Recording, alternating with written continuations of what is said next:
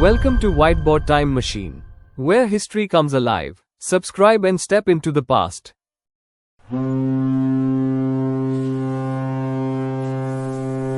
They came on ships, with no army and no land to rule. Just spices on their mind and coins in their pocket. But within 150 years, they ruled over one of the greatest civilizations on earth. This is the unbelievable true story of how a private company, the British East India Company, came to rule. The year was 1600. Queen Elizabeth I granted a royal charter to a group of English merchants.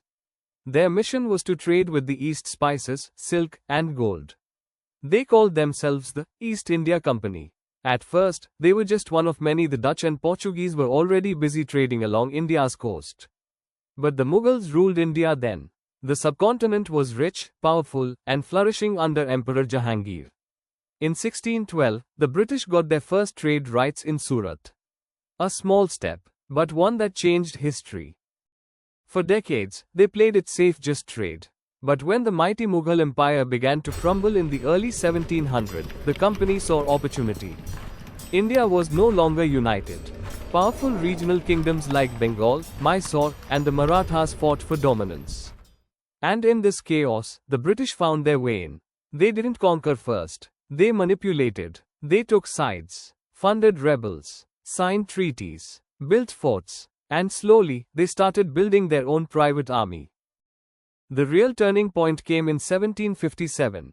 The Battle of Plassey. Robert Clive, a British officer, bribed a key general of the Nawab of Bengal, Mir Jafar.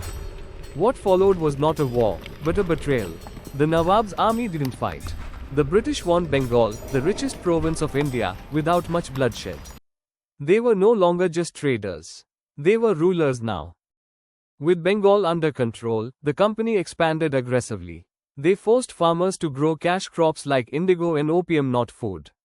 Land taxes soared. Famines followed. Profits boomed. They defeated the Marathas, Tipu Sultan of Mysore, and other resisting kings. And when there were no heirs to a throne, they used the doctrine of lapse to just take the land. It was not a British government. It was a business empire, ruling over 200 million people. But it couldn't last forever. In 1857, Indian soldiers called sepoys in the company's army rose up in revolt. It began with a spark, religious disrespect, cultural arrogance, and deep anger. The revolt spread like wildfire across North India. For the first time, Indians of all kinds, Hindus and Muslims, united to resist the company. But it was crushed, brutally. Thousands were killed. Cities were burned, and India was changed forever. In 1858, after the revolt, the British government dissolved the East India Company. India came under direct rule of the British Crown. The company that came to trade had now left behind a broken, colonized nation. This is not just a story of power, it's a warning how greed, politics, and clever strategy can change the fate of millions. And how history was shaped not by kings or gods but by a company with a logo and a ledger. Thanks for watching. If you love exploring forgotten chapters of history and stories they never taught in school, then this channel is for you.